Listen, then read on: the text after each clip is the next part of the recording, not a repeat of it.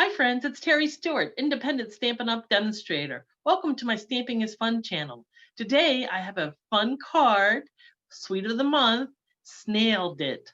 I'm really excited to share it with you. So let's get started. So this is my Snailed It bundle make and take.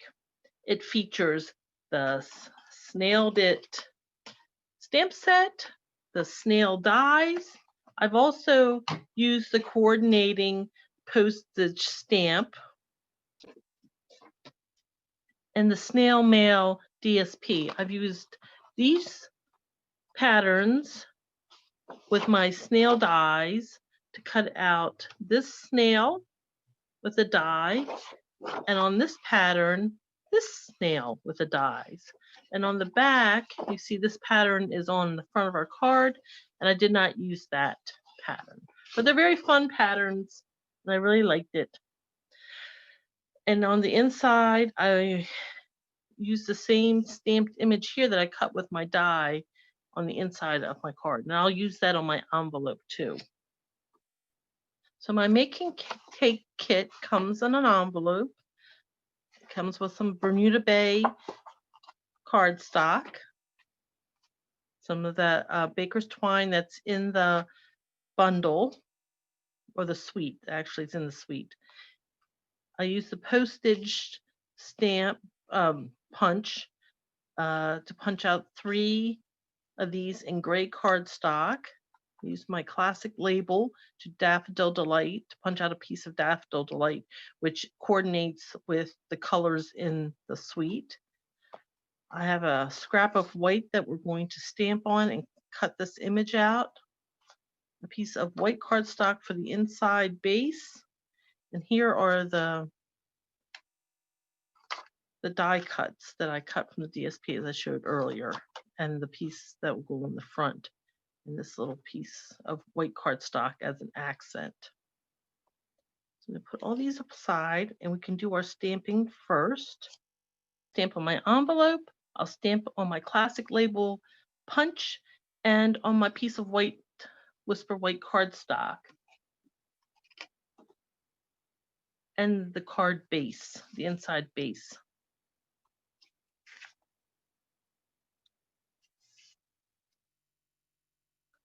So this is the first image, is these mushrooms with a little bit of fern. I'm going to stamp that with black ink, Memento black ink. And this is the image I'm going to stamp several times on my piece of scrap, because we will die cut this piece. I'm going to put the same image on my inside of the card, my card.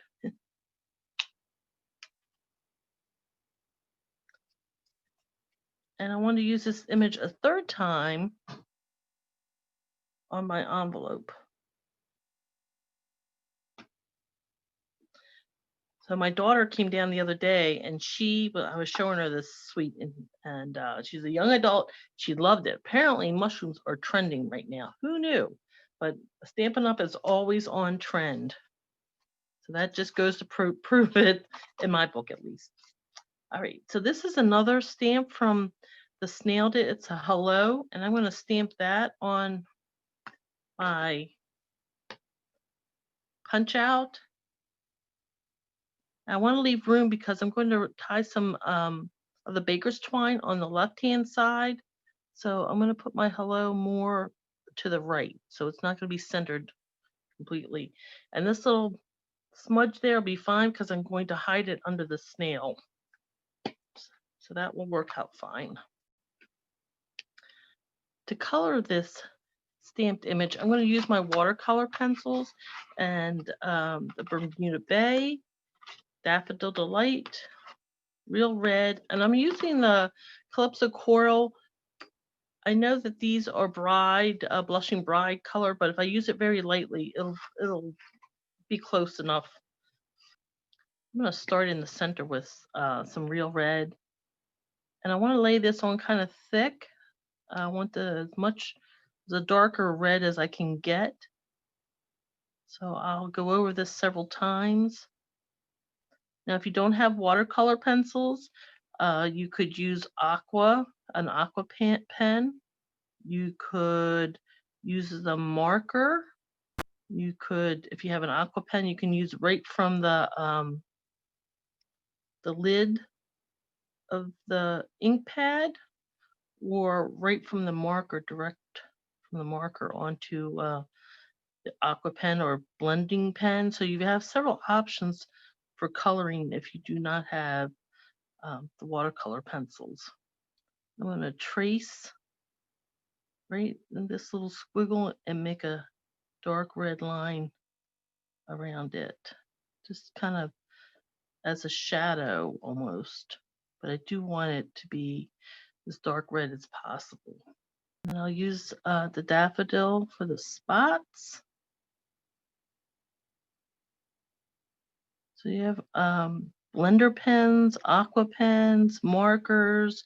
If you have the alcohol marker, the blends.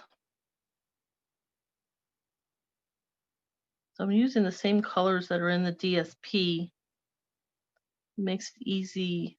You don't have to think too hard about what colors to use.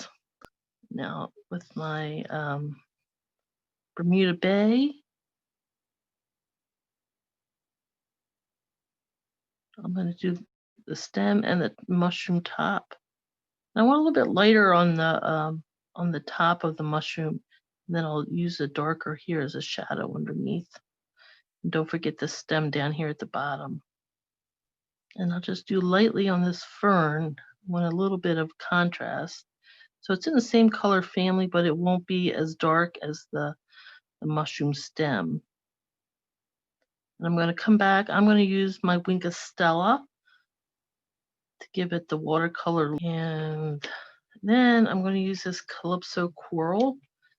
And like I said, it kind of mimics the Blushing Bride. It's not exactly, but it's fairly close. There, I think that just about does it. And here's my Wink of Stella. It's easier to color this when it's on the scrap than after. So I'm going to color it now before I do my die cutting. And I'm going to go over all the similar colors. So I'll do all the Bermuda Bay first. You can kind of see how it smooths out the pencil lines and makes it more of a watercolor, gives it an effect. I kind of like to say that it activates, and then with the Wink of Stella, it leaves a little bit of a shimmer to the cardstock, a little sparkle. And then you can just lightly wipe to change the color. And I'm going to do the red now. You can see how it makes the color brighter. And you go over with the Wink of Stella. Smooths out the pencil lines. Now this shadow on this little squiggle.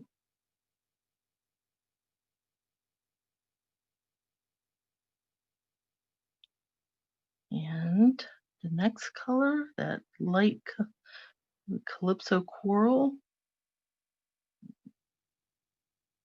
I don't know if you can see the sparkle, it's very, very pretty.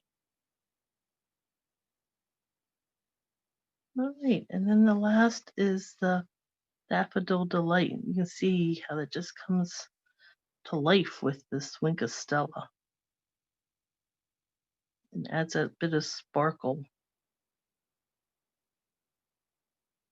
And here's my snail die that fits right over this image, and you can see how close it comes to the edge, so there'll be very little border on it.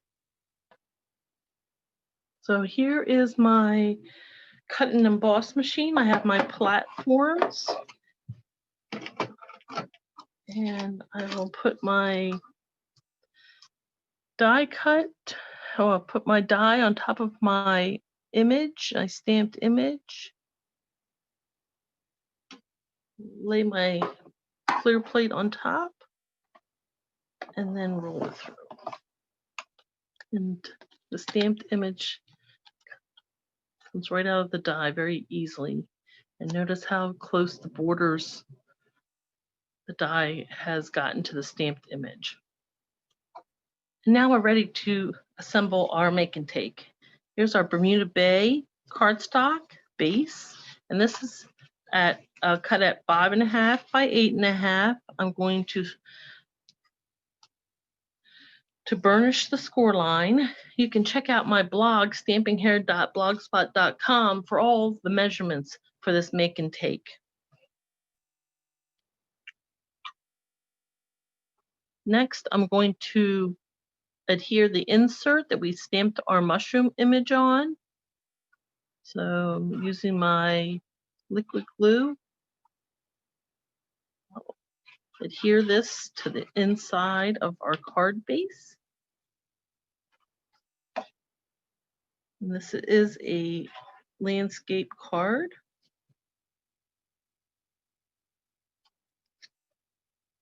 And the next thing, I'm going to take my piece of DSP and I'm going to just put a very, using this piece of white cardstock, I want a very little piece of that to edge. Just put a thin line of glue here. And using my grid, get a straight, just a very small bordering edge. So this is a great technique for all those little bits of scraps you get. And I can use my snip if there happens to be just a little overhang there. Oh, can you see that? So that's fine. And then this will go at the top of our front card front, again with the glue. So you can see here the patterns, these the colors are so vibrant. The Daffodil Delight, the Blushing Bride, the Bermuda Bay, and the red. And that pattern is another piece of DSP. What was this one? So that's the coordination that Stampin' Up! Is known for. The colors and the patterns just makes it so easy to craft with the products. Because you get the fabulous coordination. Okay, and now these are the punches from that postage punch. And we're going to put our 3 snails. I wanted one snail coming from the right, one from the left, and then of course the mushroom will be right in the center. And it does hang over. And so once we adhere these, we will put some dimensionals behind the whole piece. And I'm putting a little bit at an angle, so they're not going straight across. They're kind of almost like they're going uphill a little bit. Just thought that added some interest to the die cut. This does hang over, so when I put my adhesive on it, and again I'm tilting it up a little bit, I don't want to put any at the very top. So I just want to more or less keep it in the center and maybe just on the inside of the eyeball. Put our glue and then come up on this eyeball.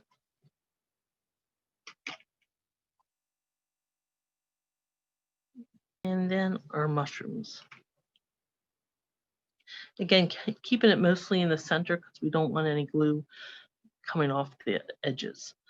And now I'm going to put mini dimensionals on the back sides of all of these pieces. I love mini dimensionals.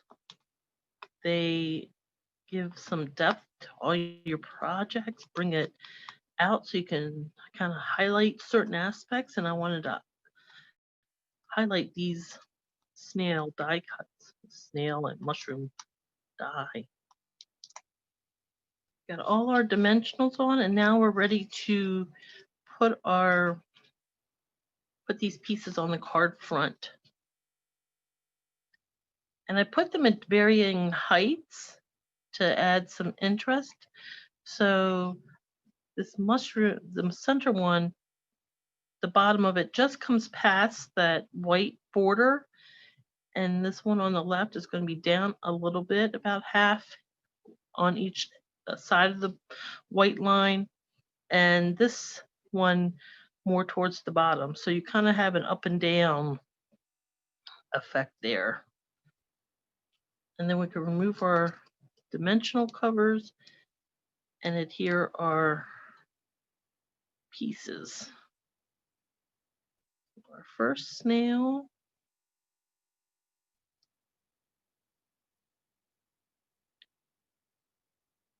And he will go towards the bottom. So now I'm going to wrap this piece of baker's twine around the left-hand side. I want to leave enough so I can tie a bow. So I'll wrap this around 3 times. Then I'm going to tie a bow on the front. And then with my snips, I'll cut off the excess. I'm going to trim off a little bit here. And then place that there. So I'll need some dimensionals behind this. So again, with my mini dimensionals, I'll place one on one side of the bow and then another there. I guess I'll need a third. And remove these dimensional covers. So this is a very fun card. I think it could go to any gender. It would work fine with it. Here's our original. Here's one just stamped with an envelope. Remember to check out my blog, subscribe to my channel, my Stamping is Fun channel, so I can bring you even more fun stamping projects. Thanks so much for joining me, and I look forward to sharing more with you. Remember, stamping is fun.